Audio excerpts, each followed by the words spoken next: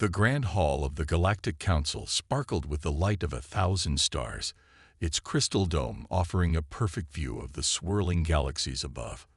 Around the circular table sat representatives of the most advanced civilizations in the known universe. Their forms varied. Some were pure energy, others were mechanical constructs, and a few appeared almost biological. Earth's ambassador, James Walker, sat quietly in his designated seat. His simple black suit and tie stood in stark contrast to the elaborate technological displays worn by other species. He maintained a slight smile, despite the growing chorus of laughter echoing through the chamber. Seventh dimensional travel. High Counselor Brightwave, a being of pure light, flickered with amusement. The humans barely mastered faster-than-light travel a century ago. This claim is absurd. Perhaps they confused 7 dimensions with 7 miles per hour, rumbled DeepMind, a crystalline entity representing the Silicon Collective. More laughter followed. Walker remained still, his hands folded neatly on the table. His weathered face showed no reaction to the mockery. At 65 years old, he had spent 3 decades representing humanity in this chamber, watching as other species consistently underestimated Earth's potential. "We should remind the Council," spoke Ambassador Lightstream of the Photonic Empire, "that achieving even fifth-dimensional manipulation required our civilization's thousands of years of development. The humans think they can skip multiple technological stages." The Council Chamber's AI projected a holographic display of Earth's recent announcement. The simple text floated in the air: "Earth Union successfully tests first 7th-dimensional vessel." Below it rotated a basic image of a ship that looked remarkably ordinary by galactic standards. "Look at their design," exclaimed Tech Lord Pulse, pointing a mechanical appendage at the hologram. "No quantum field generators, no dimensional stabilizers, not even basic reality anchors. Do they expect us to believe this primitive construct can bend 7 dimensions?" Walker cleared his throat softly. The small sound somehow cut through the laughter, drawing all attention to him. "The Earth Union stands by its announcement," he said simply, his voice calm and measured. Ambassador Walker, High Counselor Brightwave addressed him directly, its light dimming to a condescending glow. "Your species' enthusiasm for progress is admirable. However, making false claims to the Galactic Council is a serious matter." "We make no false claims," Walker replied. "The test was successful. The data has been provided to the Council's verification committee. Data that our best analysts say it is either fabricated or the result of faulty sensors," DeepMind interjected. "The energy readings alone are impossible for your current technology level." Walker smiled again, but this time there was something different in his expression. A quiet confidence that made several council members shift uncomfortably in their seats. "Impossible," he repeated softly.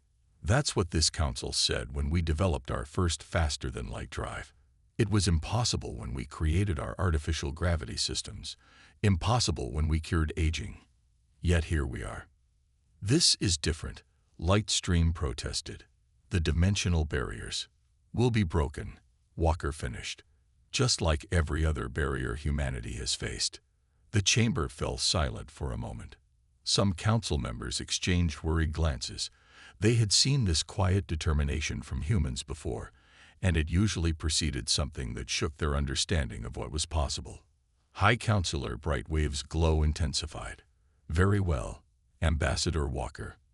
The Council has noted Earth's claim. We will watch with great interest to see if you can provide any actual proof of this achievement." Walker stood slowly, straightening his tie. "Thank you for your time, High Counselor.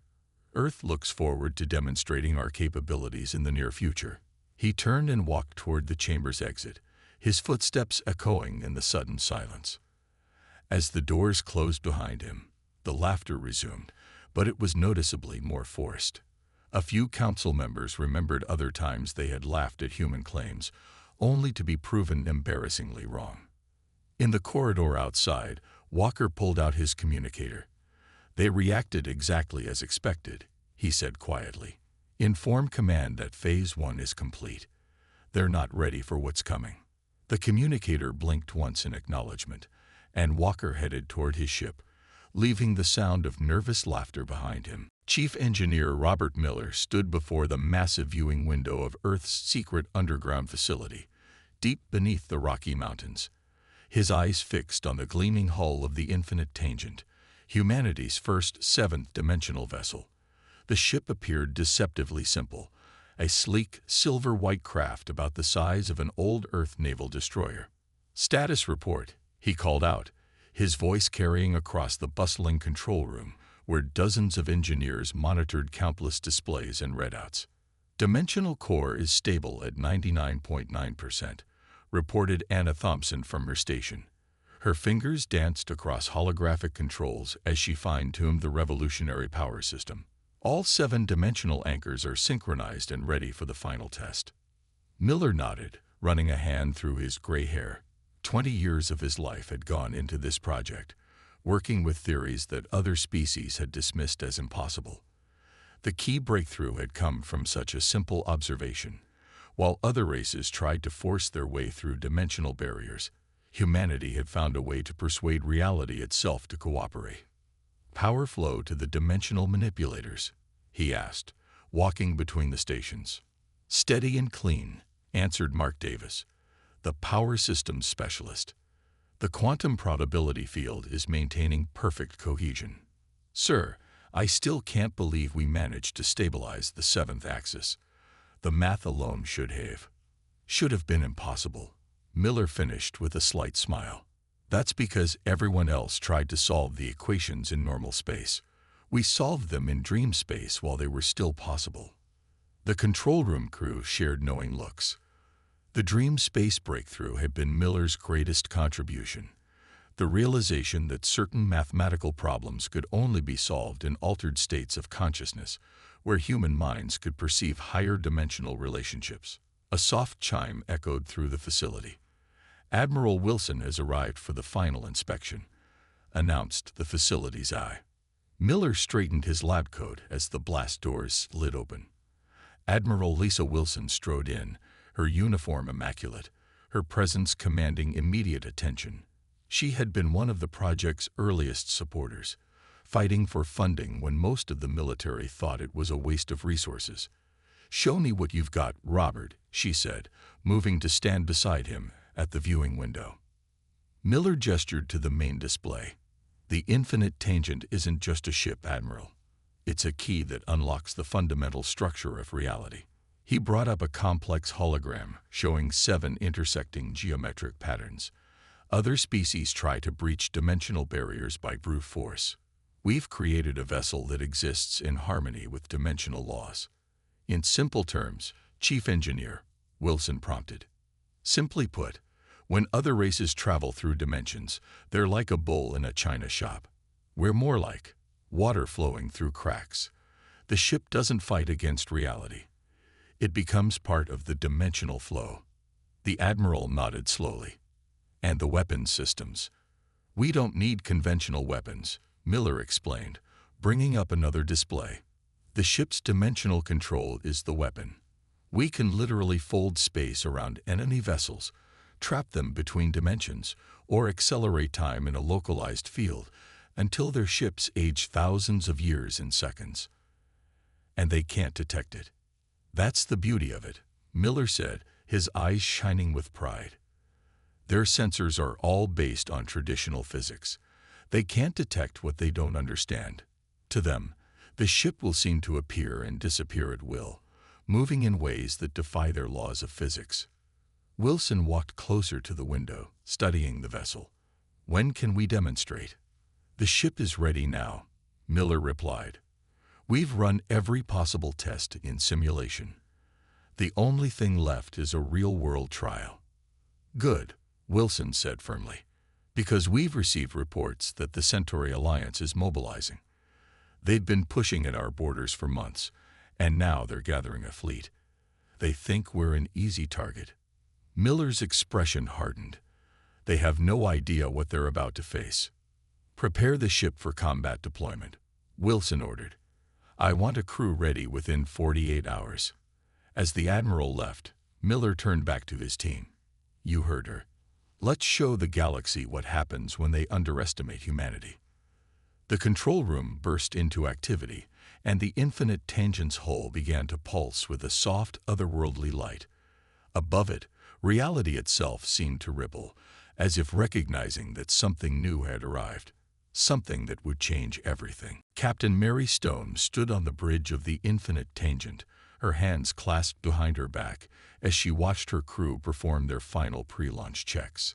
The bridge hummed with quiet efficiency, a testament to months of intensive training. Unlike the flashy, overcrowded command centers of alien vessels, the infinite tangent's bridge was surprisingly minimalist. All dimensional anchors are green, reported First Officer Jack Cooper from his station. Quantum probability field is stable and expanding normally. Stone nodded, her steel-gray eyes reflecting the soft glow of the holographic displays. At 45, she had commanded various spacecraft, but nothing like this. The infinite tangent wasn't just a ship, it was humanity's answer to centuries of being underestimated. Message from Command, announced Communications Officer Tom Reed. Centauri fleet has crossed the Arcturus line. 87 vessels detected, including 3 of their dreadnoughts. They're certainly not being subtle, Stone remarked. Status of our dimensional masking. Fully operational, answered Science Officer Emma Wright. As far as their sensors are concerned, we don't exist. The 7th dimensional fold is keeping us completely out of phase with normal spacetime. Stone allowed herself a small smile. The Centauri Alliance was known for their overwhelming force tactics. They had probably expected to find a handful of outdated human defense ships. Instead, they were about to encounter something beyond their comprehension. Engineering reports the core is ready for full dimensional shift, Cooper announced. All safety protocols are engaged. Very well. Stone straightened her uniform. All hands, this is the captain.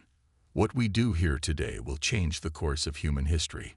Every species in the galaxy has laughed at us, dismissed us, underestimated us. Today, they learned why that was a mistake. She turned to her helm officer. Take us in. Standard approach vector until we're within their fleet formation. The infinite tangent moved silently through space, completely invisible to the advancing Centauri armada. Their massive ships, bristling with weapons and dimensional shields designed to counter known technology, continued their confident advance toward Earth's colonies. We're inside their formation, Cooper reported. Their command ships are directly ahead. Stone's expression hardened. Begin Phase 1. Let's show them what 7 dimensions look like. Wright's fingers danced across her console, initiating dimensional cascade, shifting through planes 3 through 7 in sequence. The view outside the bridge windows changed in ways that defied description. Reality seemed to fold in on itself as the infinite tangent began to exist in multiple dimensional states simultaneously. The surrounding space rippled like water disturbed by an invisible stone. They've detected something, Reed reported, monitoring Centauri communications. Their sensors are going haywire. They're trying to target us, but their weapons can't lock on to something moving through 7 dimensions. Phase 2, Stone ordered calmly. Target their flagship with a temporal fold. The air seemed to thicken as the ship's dimensional manipulators went to work. Outside, space warped around the nearest Centauri dreadnought. The massive vessel suddenly found itself existing in 2 different time streams simultaneously, its bow experiencing time normally while its stern aged 1,000 years in seconds. Centauri flagship is breaking apart, Cooper announced. The temporal stress is tearing it apart at the atomic level. The Centauri fleet erupted into chaos. Their formations scattered as ships tried to target an enemy they couldn't properly detect or understand. Their most advanced weapons passed harmlessly through space. The infinite tangent had occupied milliseconds before in a different dimension. They're broadcasting on all frequencies, Reed said. They're requesting immediate cessation of hostilities. Stone's voice was firm. Put me through to their command frequency. When the channel opened, she spoke clearly and calmly. This is Captain Mary Stone of the Earth vessel Infinite Tangent. You have violated Earth space and threatened our colonies. Consider what you've witnessed today, a demonstration of humanity's capability and restraint. We could have destroyed your entire fleet. Instead, we chose to show you why the galaxy needs to reevaluate its opinion of humanity. The response was immediate, a hurried agreement to withdraw, followed by the fastest retreat the galaxy had ever witnessed from a Centauri battle fleet. As the enemy ships fled, Stone turned to her crew. "Send word to Earth Command. Tell them the demonstration was successful." She paused, looking at the stars through the quantum-reinforced windows. "And tell them the galaxy's laughing has stopped." The Centauri fleet hung in space like a swarm of angry wasps, their ship's energy signatures pulsing with aggressive intent. Admiral Rex Thane of the Centauri Alliance stood on his command deck, his 4 eyes narrowed in anticipation. His species had fought countless battles across 3 galaxies, and none had ever stood against their full might. "Deploy in attack formation Delta," he ordered, his translator converting his chittering speech into standard galactic common. "These humans think they can stand against us with their primitive technology. Show them the price of such arrogance." The fleet shifted, spreading out into an elaborate 3-dimensional pattern designed to trap and destroy any opposing force. Their sensors swept space, searching for Earth's defenses. "Admiral," his sensor officer called out, confusion evident in his voice. "We're detecting something strange." "Explain," Thane demanded, all 4 eyes focusing on the main display. "The readings make no sense. It's as if space itself is folding." "No, that's not right. It's like looking at a reflection of a shadow. But the shadow isn't there, and the reflection is bending in impossible ways." Thane chittered in annoyance. "Stop speaking in riddles. Where is the human fleet?" Before his officer could respond, reality twisted. The infinite tangent emerged into their dimension, but not in any way they could comprehend. The human vessel existed in multiple states simultaneously. It was above them, below them, beside them, and somehow inside out, all at once. "Impossible," Thane screeched. "All ships, open fire." The Centauri fleet unleashed its arsenal. Energy beams, plasma torpedoes, and quantum disruptors lashed out at where the human ship appeared to be. But their weapons passed through empty space, or curved away in impossible angles, or simply ceased to exist mid-flight. "Admiral, our targeting systems can't lock on," the weapons officer reported frantically. "The ship, it's not just moving through space. It's moving through dimensions we can't even detect." On the Infinite Tangents Bridge, Captain Stone watched the Centauri's futile attempts with calm detachment. "Begin Phase 2 of the encounter. Let's show them what happens when 7-dimensional space meets their 3-dimensional weapons." The human ship pulsed with ethereal energy. Suddenly, the space around several Centauri vessels began to twist. Ships found themselves occupying the same space in different dimensional planes, their hulls passing through each other in ways that violated every known law of physics. "What sorcery is this?" Thane demanded, watching as 3 of his destroyer-class ships merged and separated in impossible ways. "No species has this level of dimensional control." "Sir, we're detecting energy signatures off any known scale," his science officer reported. "The human vessel, it's not just moving through higher dimensions. It's manipulating them, controlling them like we control our engines." The infinite tangent continued its dance through reality, demonstrating capabilities that the Centauri's most advanced sensors couldn't even begin to measure. Their weapons were useless. How could you hit something that existed in 7 dimensions when you could only perceive 3? "Admiral," his communications officer called out, "we're receiving a transmission from the human vessel. They're broadcasting in every possible frequency simultaneously, including several we thought were theoretically impossible." Captain Stone's voice filled the Centauri command deck, coming from everywhere and nowhere at once. "This is your only warning. The Earth Union does not seek conflict, but we will defend ourselves. What you have witnessed is merely a fraction of our capabilities. Withdraw your forces immediately, or we will be forced to demonstrate more aggressive applications of seven-dimensional technology. Thane watched as another group of his ships became tangled in dimensional knots, their crews reporting reality itself seeming to bend around them. His mighty fleet, the pride of the Centauri Alliance, was being toyed with by a single human vessel. All ships, he finally ordered, his voice heavy with defeat, withdraw immediately. Full retreat to Centauri space. As his fleet fled, Thane kept his eyes on the sensor readings of the human ship. The Centauri Alliance had ruled space through superior technology and overwhelming force for centuries. But now they had encountered something beyond their comprehension, something that made their most advanced weapons look like children's toys. The age of Centauri dominance had ended, not with a massive battle, but with the humbling realization that they had been playing in 3 dimensions while humanity had mastered 7. The massive holographic display in Earth's Strategic Command Center showed the complete sensor logs from the Infinite Tangent's encounter with the Centauri fleet. Military leaders, scientists, and government officials from across Earth watched in stunned silence as the footage played out. General Marcus Hayes stepped forward, addressing the assembled group. What you've just witnessed is more than a military victory.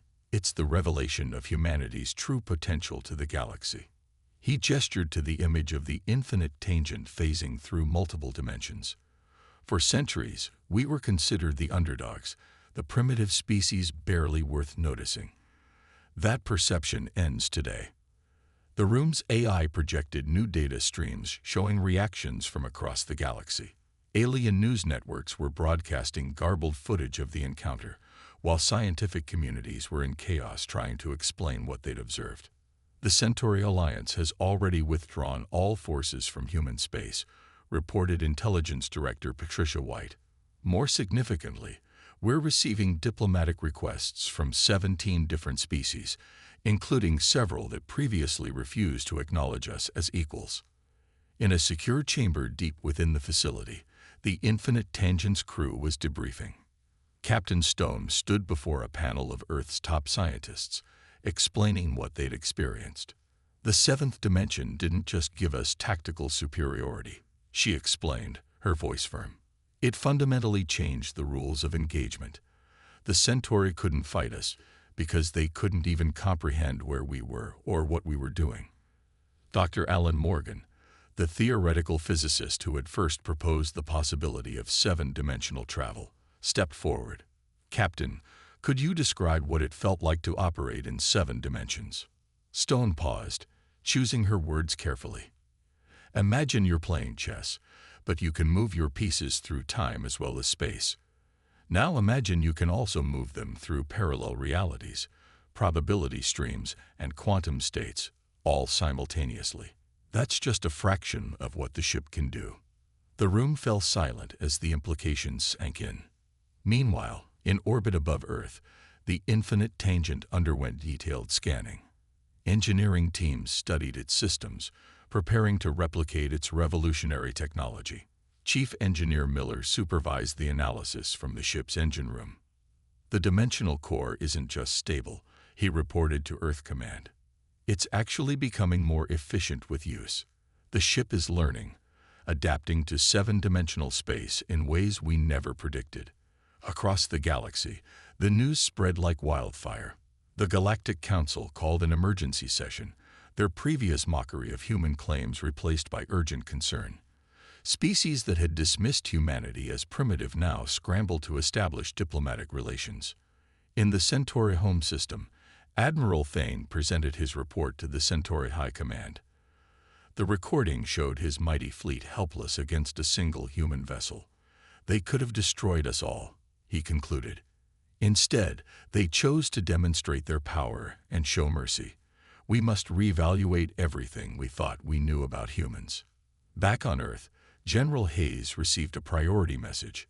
The holographic projection showed the High Counselor of the Galactic Council himself. The Council requests an immediate demonstration of your 7-dimensional technology, the alien leader stated.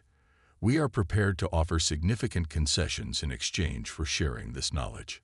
Hayes smiled slightly. With respect, High Counselor, humanity is not looking for concessions. We're looking for partners who understand that the universe is far more complex than any of us imagined. The question isn't what you can offer us. It's whether you're ready to explore 7 dimensions alongside us. The High Counselor's form flickered as he processed this response. You've changed the game, General Hayes. The galaxy will never be the same. No, Hayes agreed, looking at the infinite tangent schematics floating before him. This is just the beginning. 7 dimensions are just the first step. Humanity has finally found its place in the universe, not as followers, but as pioneers of what's possible. The day ended with humanity standing at a crossroads. They had revealed their true capabilities to the galaxy, demonstrating power that other species had thought impossible. But with that revelation came a choice: how to use this power, and what role to take in a galaxy that suddenly saw them very differently. The laughter had indeed stopped, replaced by a mix of fear, respect, and desperate curiosity about what humanity would do next. The Galactic Council Chamber, once a place of mockery toward humanity, now buzzed with nervous energy. The same beings who had laughed at Earth's claims now sat in uncomfortable silence as Ambassador James Walker took the central podium. For centuries, Walker began, his voice carrying across the vast chamber. Humanity has been dismissed as primitive, underestimated, and ridiculed. Today, we're not here to gloat or seek revenge. We're here to offer partnership. The massive holographic display behind him came to life, showing the infinite tangent performing maneuvers that defied conventional physics. Several council members visibly flinched as they watched their most basic understanding of reality being casually rewritten. The Earth Union proposes a new galactic scientific initiative, Walker continued. We will share our understanding of 7-dimensional physics with species who demonstrate a genuine commitment to peaceful cooperation and mutual advancement. High Counselor Brightwave's light dimmed slightly. You would share this technology, after how the Council treated humanity. Walker smiled. That's the difference between you and us, High Counselor. We don't seek dominance. We seek progress. Humanity's greatest strength isn't our technology. It's our ability to imagine possibilities that others dismiss as impossible. The chamber erupted in discussion. Species that had been bitter rivals for millennia now found themselves united in their desperate desire to understand humanity's breakthrough. Meanwhile, at Earth's diplomatic center, the scene was equally dramatic. Representatives from dozens of alien civilizations lined the halls, waiting for their chance to establish new relations with humanity. The Centauri Alliance offers full access to our quantum technology archives, one diplomat declared. The Silicon Collective would share our complete database of dimensional research, another proposed. Admiral Lisa Wilson, now Earth's Chief of Diplomatic Relations, listened to their offers with practiced patience. Gentlemen, she finally interrupted, you're still thinking in terms of transaction and power. We're offering something different. A chance to explore the universe together, to push the boundaries of what's possible. In orbit above Earth, the infinite tangent had become a symbol of this new era. Captain Stone conducted tours for carefully selected alien scientists, watching their reactions as they tried to comprehend the ship's systems. But where are the dimensional stabilizers? Asked a bewildered Centauri physicist, studying the engine room. Chief Engineer Miller chuckled. That's the beauty of it. We don't fight against dimensional forces, we work with them. Your civilizations tried to force your way through dimensional barriers. We learned to dance with them. The power shift wasn't just technological. Cultural exchange programs began, with human universities suddenly flooded with alien students eager to understand the human way of thinking.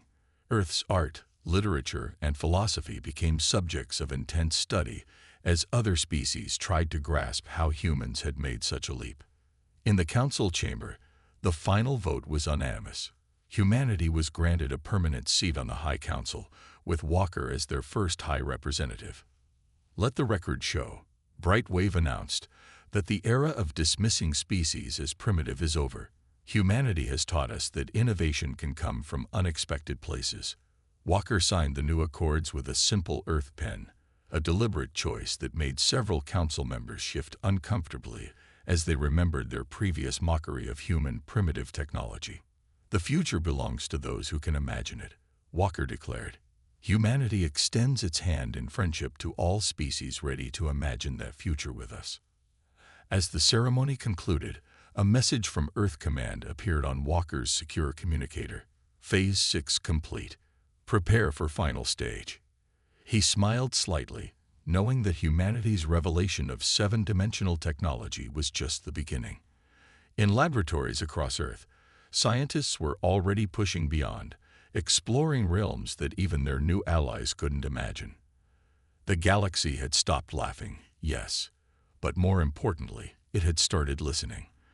The power shift wasn't about dominance, it was about possibility. Humanity had changed the game not by conquering the galaxy, but by showing it a new way to see reality itself. As Walker left the chamber, he heard the excited discussions behind him. Species that had been enemies for eons were talking about joint research projects, shared discoveries, and the possibility of following humanity's path to understanding higher dimensions. The laughter had been replaced by something far more valuable: hope for what might be possible when the galaxy finally worked together. 5 years after humanity's revelation of seven-dimensional technology, Earth had transformed into the galaxy's center of innovation. The sprawling Galactic Institute of Dimensional Studies dominated the landscape outside Geneva, its crystalline towers housing researchers from 1,000 worlds. Professor Robert Miller, now director of Galactic Research, stood before an audience of mixed species in the Institute's main lecture hall. Behind him, the Infinite Tangent's successor, the Reality Weaver, performed its first public test flight. "The principles we discovered weren't just about travel or power," Miller explained to the eagerly watching crowd. "Seven-dimensional engineering was the key to understanding the fundamental nature of reality itself." The demonstration showed the Reality Weaver creating controlled dimensional pockets, solving problems that had plagued civilizations for millennia. Dying stars were stabilized, dangerous spatial anomalies were contained, and new pathways through spacetime were opened.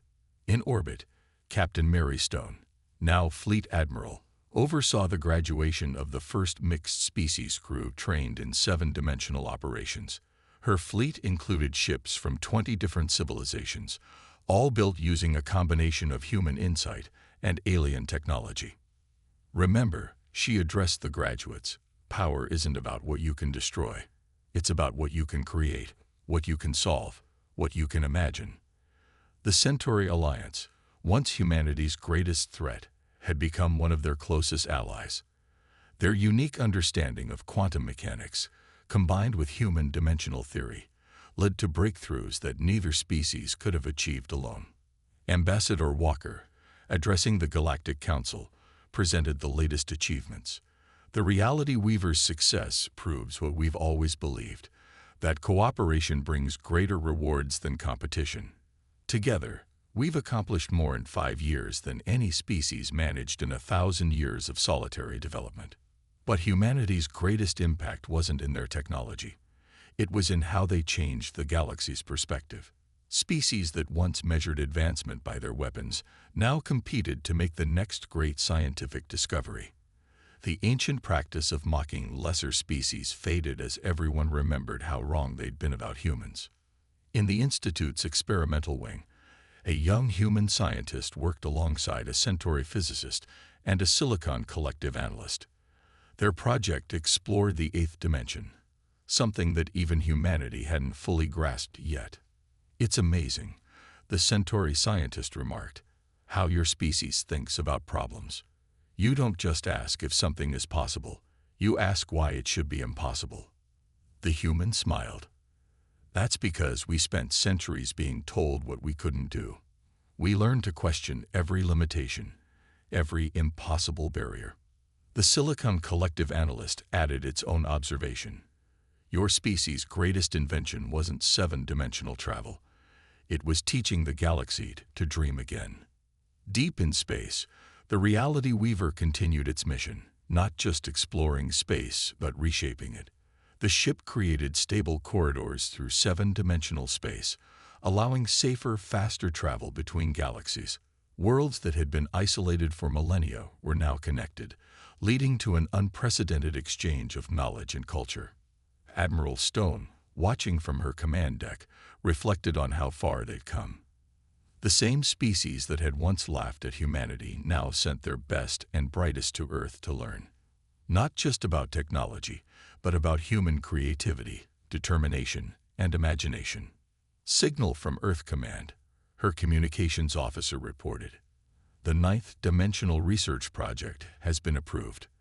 They want the Reality Weaver to lead the first experiments. Stone nodded, a slight smile playing on her lips. 5 years ago, the galaxy had stopped laughing when humanity revealed their seven-dimensional vessel. Now they watched with excitement and anticipation as humanity continued to push the boundaries of what was possible. In the Galactic Council chamber, Walker signed the final agreement establishing the United Dimensional Research Coalition. The document, written in every known language, enshrined the principles that humanity had brought to the galaxy: cooperation over competition, imagination over limitation, and the understanding that every species, no matter how seemingly primitive, might hold the key to the next great breakthrough. As the Reality Weaver prepared for its next mission, its crew, human and alien alike, knew they were part of something greater than any single species. They were pioneers in a new era, where the galaxy's laughter had been replaced by wonder, and where humanity's greatest achievement wasn't mastering 7 dimensions, but teaching the galaxy to believe in the impossible. The story that began with mockery had evolved into a testament to human potential, not just to overcome barriers, but to lift others up along the way. The new era had truly begun, and it was more extraordinary than anyone could have imagined.